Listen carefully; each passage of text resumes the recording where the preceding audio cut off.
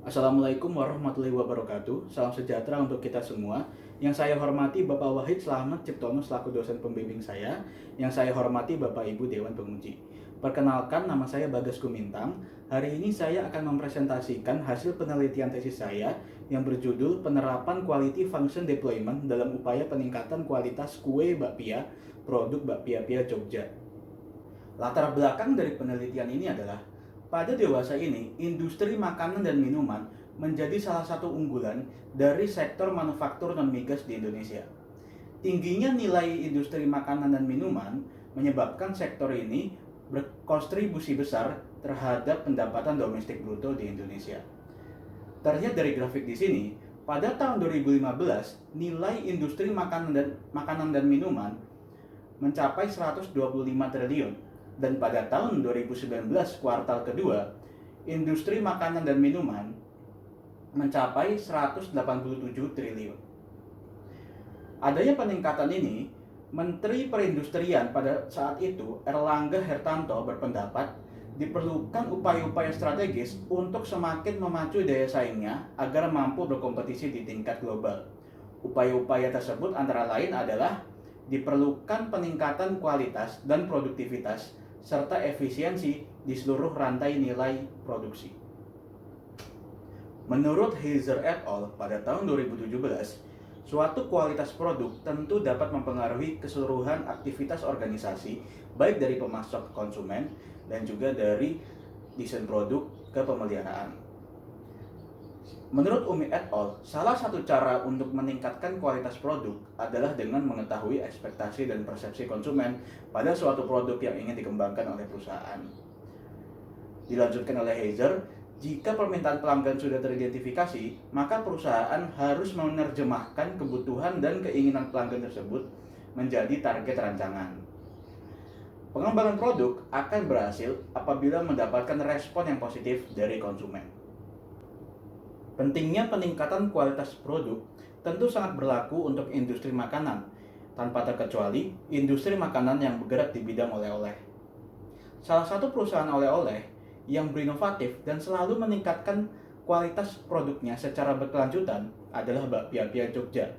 Salah satu produk inovatifnya adalah bakpia blasteran, di mana ada dua rasa di dalam satu bakpia.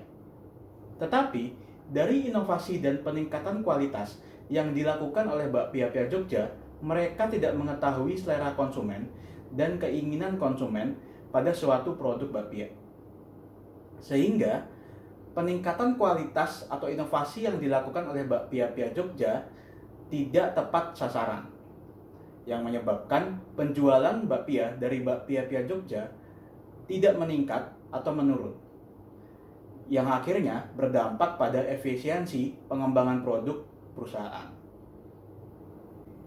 Rumusan masalah dari penelitian ini adalah Bakpia Pia Jogja sebagai perusahaan yang berinovatif dan selalu meningkatkan kualitasnya secara berkelanjutan mengalami penjualan yang menurun atau tidak meningkat.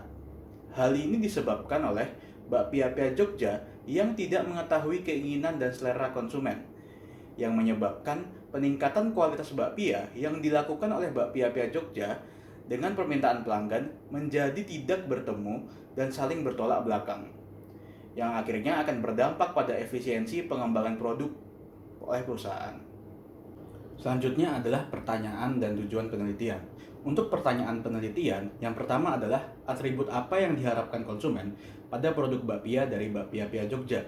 Yang kedua, bagaimana urutan prioritas dari atribut bakpia dari Bakpia Pia Jogja yang diinginkan oleh konsumen. Yang ketiga, apa saja yang harus menjadi prioritas bagi perusahaan agar dapat mewujudkan hasil akhir dan kualitas produk yang mampu memuaskan kebutuhan dan keinginan konsumen. Dan selanjutnya adalah tujuan penelitian. Yang pertama adalah mengidentifikasi atribut yang diharapkan konsumen pada produk bakpia dari Bakpia Pia Jogja. Yang kedua, mengidentifikasi urutan prioritas dari setiap atribut bakpia dari Bakpia Pia Jogja yang diinginkan oleh konsumen. Yang ketiga, mengidentifikasi prioritas bagi perusahaan agar dapat merancang atribut dan kualitas yang diharapkan konsumen. Landasan teori untuk penelitian ini adalah QFD atau HOQ. Menurut Heiser et al. Pada tahun 2017, House of Quality adalah suatu bagian dari proses QFD yang menggunakan matriks perencanaan untuk menghubungkan apa yang konsumen inginkan dan bagaimana upaya suatu perusahaan dalam memenuhi keinginan konsumen tersebut. Berikut adalah metode penelitian yang akan digunakan oleh peneliti. Untuk desain penelitian, peneliti menggunakan metode triangulasi, di mana peneliti menggabungkan metode kualitatif dan metode kuantitatif. Desain sampling yang akan digunakan oleh peneliti adalah non-probability purposive sampling. Untuk pengumpulan data, peneliti mengumpulkan data primer dan juga data sekunder. Untuk primer, peneliti melakukan persebaran kuesioner untuk mengidentifikasi tingkat kepentingan permintaan pelanggan. Dan peneliti juga melakukan wawancara untuk mengidentifikasi karakteristik teknis perusahaan. Untuk pengumpulan data sekunder, peneliti menggunakan penelitian terdahulu untuk menguatkan data yang berasal dari primer. Setelah itu, peneliti akan melakukan uji validitas dan reliabilitas. Dilanjutkan dengan analisis data dan pembahasan, dan terakhir, peneliti akan mengambil kesimpulan dan juga membuat saran. Metode analisis data yang saya gunakan di sini adalah House of Quality atau biasa disingkat juga sebagai HOQ. HOQ terdiri dari 5 ruang. Masing-masing ruang tersebut mengumpulkan input suatu bagian yang berbeda dari tim lintas fungsional. HOQ menurut Cohen dan Vicalora dibagi menjadi beberapa bagian, yaitu Customer Requirement, Planning Matrix, Technical Response, Relationship, Technical Correlation, dan Technical Matrix. Berikut adalah langkah-langkah untuk merancang House of Quality. Yang pertama, mengidentifikasi keinginan pelanggan. Bagian ini biasa disebut juga sebagai Customer Requirement. Yang kedua, mengidentifikasi karakteristik teknis perusahaan untuk menjawab keinginan pelanggan. Bagian ini biasa disebut juga sebagai Technical Response. Di bagian Technical Response terdapat skala penilaian dalam bentuk simbolis. Untuk panah ke bawah menunjukkan sebaiknya diminimalisasi. Untuk panah ke atas menunjukkan sebaiknya dimaksimalkan. Untuk tanda silang menunjukkan sebaiknya cukup sesuai dengan target. Yang ketiga, mengkaitkan hubungan antara karakteristik teknis perusahaan dengan permintaan pelanggan. Bagian ini biasa disebut juga sebagai relationship. Di bagian relationship terdapat skala penilaian dalam bentuk simbolis. Untuk lingkaran titik menunjukkan hubungan yang kuat dengan nilai 9. Untuk lingkaran menunjukkan hubungan yang sedang dengan nilai 3. Untuk segitiga menunjukkan hubungan yang lemah dengan nilai 1.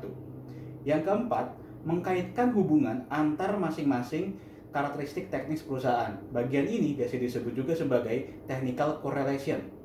Di bagian technical correlation terdapat skala penilaian dalam bentuk simbolis. Untuk simbol plus menunjukkan korelasi yang positif kuat. Untuk plus menunjukkan korelasi yang kuat. Untuk negatif menunjukkan korelasi yang negatif. Untuk tanda panah ke bawah menunjukkan korelasi yang negatif kuat. Yang kelima adalah mengevaluasi produk pesaing. Bagian ini biasa disebut juga sebagai planning matrix. Yang keenam, menentukan atribut teknis untuk menjawab keinginan pelanggan. Bagian ini biasa disebut juga sebagai technical matrix. Untuk kuesioner yang terisi adalah sebanyak 211 responden. Untuk yang dapat diolah adalah sebanyak 192 responden. Sedangkan untuk yang tidak bisa diolah adalah 19 responden.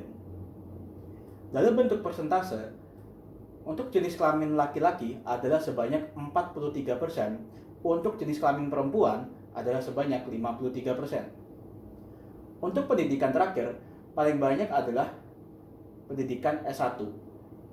Untuk usia adalah 21-30 tahun, sedangkan untuk pekerjaan adalah pegawai swasta dan mahasiswa. Berikut adalah permintaan konsumen dan teknis perusahaan. Untuk permintaan konsumen dibagi menjadi beberapa variabel, yaitu ada bentuk, rasa, warna, tekstur, porsi, dan tampilan. Untuk teknis perusahaan adalah hasil wawancara yang dilakukan oleh peneliti kepada direksi dari Bakpia Pia Jogja untuk menjawab keinginan atau kebutuhan dari konsumen. Berikut adalah tingkat kepentingan permintaan konsumen. 3 permintaan konsumen yang memiliki tingkat kepentingan tertinggi adalah: yang pertama, bakpia yang dimasak dengan matang. Yang kedua, penataan bakpia yang rapi di dalam kemasan. Yang ketiga, memiliki tekstur yang lembut. 3 permintaan konsumen yang memiliki tingkat kepentingan terendah adalah: yang pertama, memiliki bentuk yang bervariasi, tidak hanya bulat. Yang kedua, memiliki tekstur yang kering. Yang ketiga, kulit bakpia memiliki rasa yang manis. Berikut adalah tingkat kepentingan karakteristik teknis. 3 karakteristik teknis yang memiliki tingkat kepentingan tertinggi. Yang pertama adalah pelatihan karyawan. Yang kedua, penerapan KPI. Dan yang ketiga, pengisian kumbu. 3 karakteristik teknis yang memiliki tingkat kepentingan terendah adalah: yang pertama, membuat lini produk baru. Yang kedua, penjadwalan karyawan. Yang ketiga, pengaturan suhu pemanggangan. Dan selanjutnya, ada planning matrix. Di sini, peneliti membandingkan produk bakpia dari Bakpia Pia Jogja dengan bakpia dari perusahaan kompetitor, seperti Bakpia 25, Bakpia Kurniasari, dan Bakpia Kencana. Dari perhitungan yang dilakukan, teridentifikasi bahwa bakpia dari Bakpia Pia Jogja masih di bawah kompetitor lainnya seperti Bakpia 25 dan Bakpia Kencana, tetapi masih lebih unggul dibandingkan dengan Bakpia Kurniasari. Berikut adalah House of Quality untuk peningkatan bakpia dari Bakpia Pia Jogja yang merupakan hasil analisis data yang dilakukan oleh peneliti. Kesimpulannya, atribut yang diharapkan konsumen pada produk bakpia dari Bakpia Pia Jogja adalah: dari segi bentuk, memiliki ukuran yang relatif sama. Dari segi rasa, kulit bakpia memiliki rasa yang gurih. Dari segi warna, warna bakpia yang natural, serta warna isi bakpia yang harus sesuai dengan rasanya. Dari segi tekstur, kerenyahan pada setiap gigitannya juga memiliki tekstur yang lembut. Dari segi porsi, pembagian porsi bakpia sesuai dengan ukuran kemasan. Dari segi tampilan, bakpia yang matang, serta penataan bakpia yang rapi di dalam kemasannya. Urutan prioritas dari atribut bakpia dari Bakpia Pia Jogja yang diinginkan oleh konsumen adalah: yang pertama, bakpia yang dimasak dengan matang dengan tingkat kepentingan 4,7. Yang kedua, penataan bakpia yang baik di dalam kemasan dengan tingkat kepentingan 4,6. Dan yang ketiga, memiliki tekstur yang lembut dengan tingkat kepentingan 4,4. Urutan karakteristik teknis perusahaan yang menjadi prioritas sebagai perusahaan untuk menjawab keinginan konsumen adalah: yang pertama, pelatihan karyawan dengan tingkat kepentingan 638,3.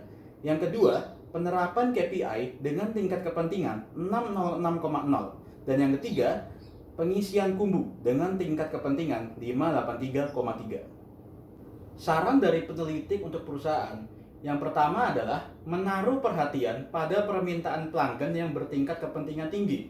Yang kedua, perusahaan Bakpia Pia Jogja sebaiknya memprioritaskan karakteristik teknis yang bernilai kepentingan besar. Yang ketiga, perusahaan Bakpia Pia Jogja sebaiknya memprioritaskan karakteristik yang memiliki nilai hubungan yang tinggi, yaitu 9.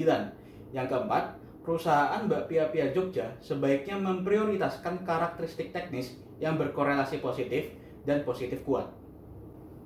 Keterbatasan penelitiannya adalah koordinasi dengan Bakpia Pia Jogja yang tidak kondusif karena pandemi COVID-19. Yang kedua, penggunaan QFD di dalam penelitian ini hanya berada di fase awal dari QFD. Saran untuk peneliti selanjutnya adalah: yang pertama, perlu dilakukan wawancara yang lebih mendalam agar diketahui penerapan metode QFD untuk peningkatan kualitas bakpia dari Bakpia Pia Jogja. Yang kedua, perlu dilakukan penelitian lebih lanjut agar diketahui informasi tambahan tentang metode QFD untuk penerapan peningkatan kualitas bakpia dari Bakpia Pia Jogja.